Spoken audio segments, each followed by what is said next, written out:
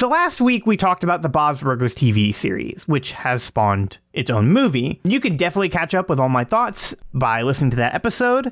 The long and short of it is Bob's Burgers is one of my favorite animated cartoons, and it is a great comedy focused on funny characters and wacky scenarios, and it stands out tall above the rest of the animated adult comedies. But we're not talking about the show, we're talking about the movie. This time, our lovable rapscallion family are on the silver screen.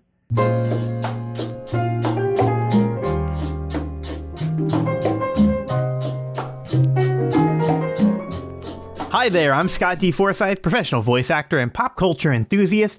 Today we're talking about the latest TV series turned movie with the cleverly titled The Bob's Burgers Movie. I'll be reviewing the movie, highlighting some of my favorite parts of the film, and I'll be going over why I think it's best of all. But first, let's take a quick break and get right back to the show. The Bob's Burgers movie plot. The movie's plot. It's hard. There's so many apostrophes in this title. The movie's plot focuses on the Belcher family working at the restaurant, as they always do, nearing the beginning of summer. So the kids, Tina, Jean, and Louise, are contemplating some intrusive thoughts and moments that are happening in their young lives. I guess they're kind of having an existential crisis about some of the things that identify their characters the most. Which sounds like way too big for this movie, but it's not. And at the same time, Bob and Linda are struggling to make payments on their loan and rent for the restaurant, which is a common occurrence throughout the show. But this time, it's if they don't pay the money in this week, they could probably lose the restaurant. And it's treated in kind of a serious manner, but not too serious because it's still very lighthearted and fun. Everything else is also wrapped up in a big murder mystery, which involves each of the family's problems, and it kind of ties in very neatly to each other. Because it's like, why would a bunch of restaurant owners be trying to solve a murder mystery? Well, you watch the movie and you'll find out. To me, it's a great premise. It totally fits the Bob's Burgers low stakes, average world. It's nothing too crazy. We've had kind of like murder mysteries and attempted murders in the show before, especially involving the fish owners, which is their landlord. I had heard that this movie was essentially like a big budget episode, and I kind of have to agree. That's not a downside. I think that's excellent. This is pretty much what I wanted out of the movie and what I got. I'm happy to report that all of the positive elements that I like from the series are in the movie. If you like the show, you're going to like this movie. It is really rewarding for fans. It's very fun and silly. It really reminded me a lot of like a Muppets movie. That's just like the vibe that I got from it. But it's very bright in a way that like fits really, really well for the big screen. One of the aspects of the movie that I was like really, really excited about was it was gonna have a musical element. And the show definitely has tons and tons of songs throughout their episodes. They haven't had like a full-fledged musical episode, but they have had enough songs and singing moments that just kind of come out of nowhere, to where they've been able to fill like 2 albums worth of some of their songs, which range from just kind of like being very catchy to being also vaguely, this sounds like a criticism, but it's not. It's the highest compliment I could probably give, given my background.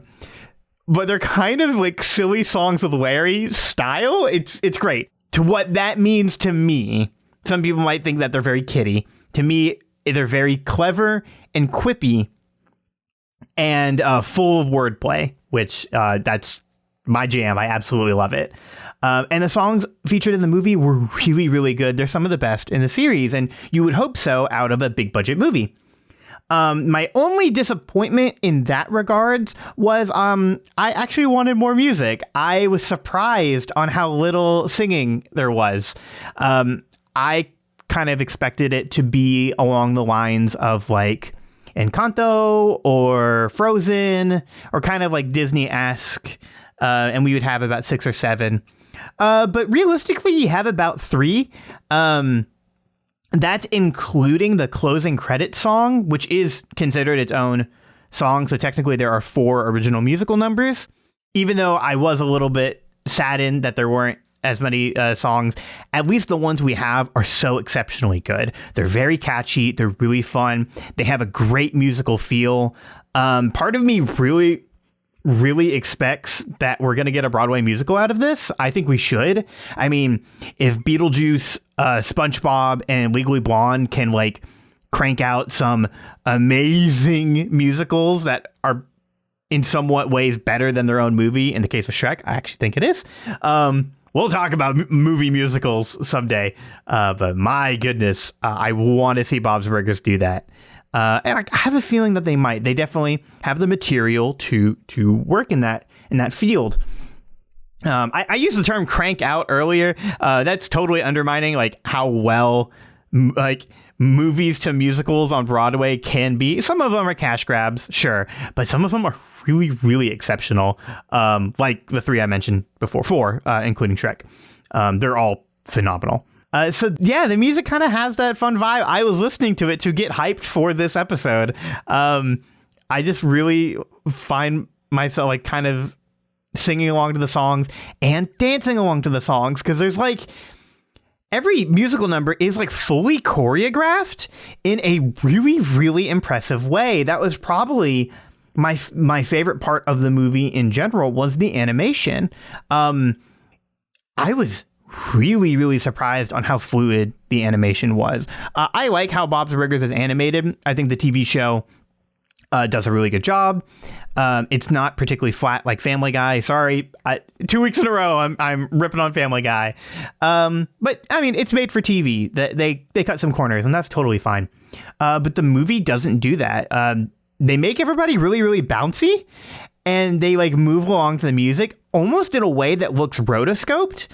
And for those of you who don't know what rotoscoping is, that's when you draw over like footage that you have filmed of a real person. I don't think they did that, but you can tell that they had life models acting out these numbers, and because they're like really well choreographed. Again, goes in line of, if this does get made into a stage musical, like you already have a lot of these dances done. Like they've kind of already done like a third of the work for you.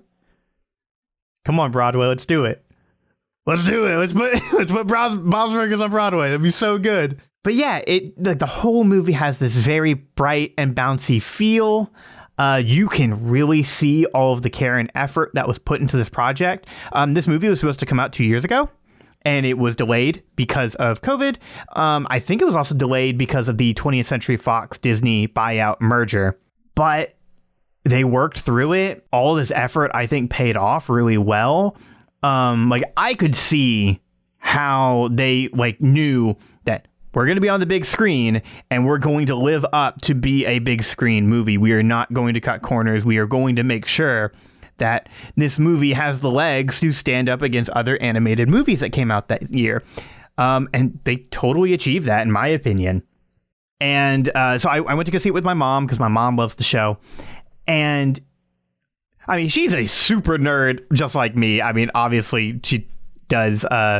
She's a co-host on a lot of my projects and stuff on YouTube at ScottyMeLad, mostly because she wants to do it rather than I make her do it, which is really funny. But she doesn't necessarily pick up on a lot of more like technical aspects of movies. But even with Bob's Burgers, so I would consider her like a general audience member. She noticed. She was like, I was really impressed on how good the lip flaps were. She's like, it felt like these characters really came to life and were speaking. Like it made her forget that this was animated. And I was like, wow, that's like a really high compliment coming from her. And I have to agree. I think it's so well done. Like I want to go see this movie so desperately because I want to watch it again. Like if it was on mute and I'm just like sitting there just enjoying the animation, like that's kind of what I want to do with it. It's when it comes out on DVD, I'm gonna do that. I'm so excited. Well, one thing I wanted to mention is some of you may be thinking, wow, this sounds like a really good movie. I really want to see this, but how much will I need to watch the show? And in my opinion, you don't need any information on the show. Sure, it would help. There are characters and references and moments from the series that like fans like me will recognize, and I think that's really fun. Gene brings back the Itty Bitty Ditty Committee, the One-Eyed Snakes make an appearance, and these are all like characters and moments in the show that like, yeah, you recognize, but it's not in your face. They're very subtle. They're very fun for fans, and work well within the story, because I'm also really, really impressed by the fact that this movie has a lot of restraint to this. In this aspect, you would think that, a movie that has had TV show that has had 12 seasons, it's going to be like full-fledged cameo fest and one reference out of another. And like, this is made for the fans, which it does that, but in a much subtler way. I mean, this is made for the average moviegoer. You can totally watch this with no required viewing. And sorry, I keep going on rabbit trails because I'm so excited. I've found this movie so delightful and so charming and very heartwarming. But the restraint that I'm talking about is that the characters who show up in the movie are only there to service the plot. We have the fish odors. We have Sergeant Bosco. We have the Belchers and Teddy, obviously. But like, those are pretty much the focus of the narrative. Oh, you have the Carnies. So you have Mickey, one of my favorite characters. But it's like everything is very, very tight knit. In the closing credits song, you have a lot of the characters just kind of dancing as the credits are closing. And me and my mom both noticed, we're like, oh, hey, like Gail wasn't in this. Oh, hey, Gretchen wasn't in this. And these are kind of some standout characters. Dr. Yap. It was like these characters that people know and remember are just not featured in the movie because they don't service the plot. And it would be only for the fans to notice if these characters came in. There's even little references to episodes that are teed up for a payoff joke later in the movie that totally works within the confines of the movie. A good example of this is when they're walking around the wharf, Tina gets really excited about these carousel horses. And there's a whole episode, another one of my favorite episodes, where she has like bolted herself to the carousel horses because she doesn't want them to be destroyed. So we know that Tina loves horses, but she just points it out and gets really excited about it. Then later in a big chase scene, they smash through the carousel horses, and it's so funny because Tina is like losing her mind during it. She's so horrified.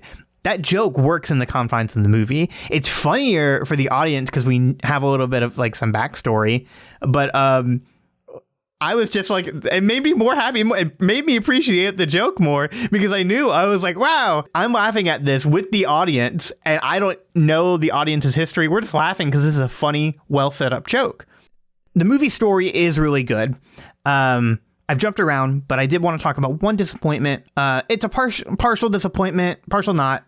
So the focus of the movie is Bob and Louise, the youngest daughter. Which is great because those are two of my favorite characters. Linda has a lot of screen time as well. And then Tina and Gene do have a good role in the movie, and their little plot points kind of get sidelined near the end of the movie. The movie is a little bit long. It's about an hour and a half, and it could have been maybe a little bit shorter than that. Thankfully, we do get a payoff for Tina and Gene's storyline, but it does feel like that they kind of rushed through it near the end because it's like, hey, we didn't devote enough time. I can see where other fans would be disappointed. I was excited because Louise is my favorite character, and this movie has so much to do with her. She is the driving protagonist. So it's like, yeah, there's some little elements where maybe the story could have been a little bit better, or just been a little bit more tight knit. But like what we have is so good, and for me, it made me walk away like excited to continue watching the show, but also really excited at the possibility of them doing this again. Like I really want to see another movie of Bob's Burgers. Like I would like to see it if we kind of make some character choices and move on, and maybe the next movie is about Tina in high school. They had the opportunity to change up some like staple parts of the series, and I thought they were going to do it, and they don't. They did play it safe. Narratively, it still makes sense, and the characters do have a lot of good growth in it, but there's like two moments that I was like, is this movie going to be bold enough to get rid of out of their 5 characters 2 of their most defining characteristics, and they didn't do it. I am a little bit disappointed in that. Because we've seen with other TV movies, like the Rugrats movie, which was a huge success, each one of those movies, except the Wild Thornberrys crossover one, like, affected the show. The first movie, Dill was born, and he became a big character. After Rugrats in Paris, Kimiko and her mom were introduced to the series, along with Lulu. Like, these are big moments that, like, if you didn't watch the movie, you would not know that this was kind of how these characters were introduced. So I was hoping Bob's Burgers would do that, but they didn't, and it's fine. I get it. You coulda, though. You coulda. And if you've seen the movie, you know. It's a tasty treat that I'd recommend to anyone. Whether you're a fan of the series, like a diehard fan like me, or if you just want to go catch a good animated movie, which it goes into the segue of where you can watch this. And it's in theaters. It's in theaters now at the time of recording. It's going to be on digital and DVD eventually. So if you catch this episode later, that's probably when it's happening. So there's the what's what on the Bob's Burgers movie.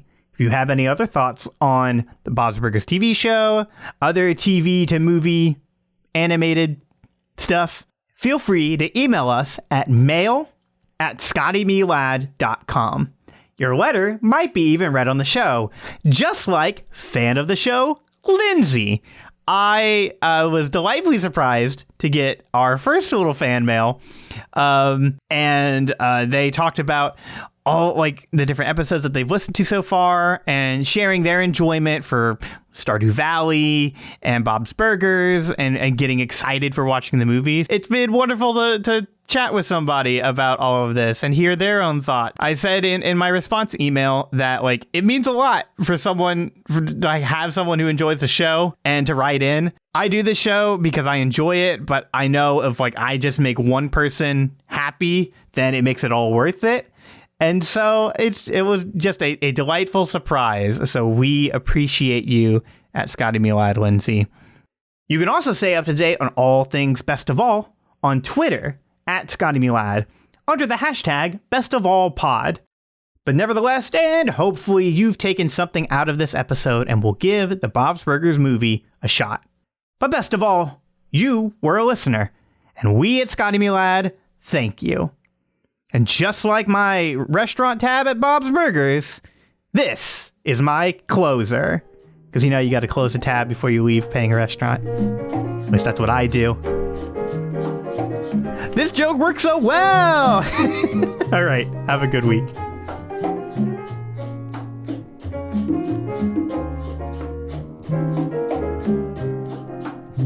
Best of All was hosted and produced by Scott D. Forsythe, using the song Mia by Rolando Puchades from the album Canta as our intro and outro theme.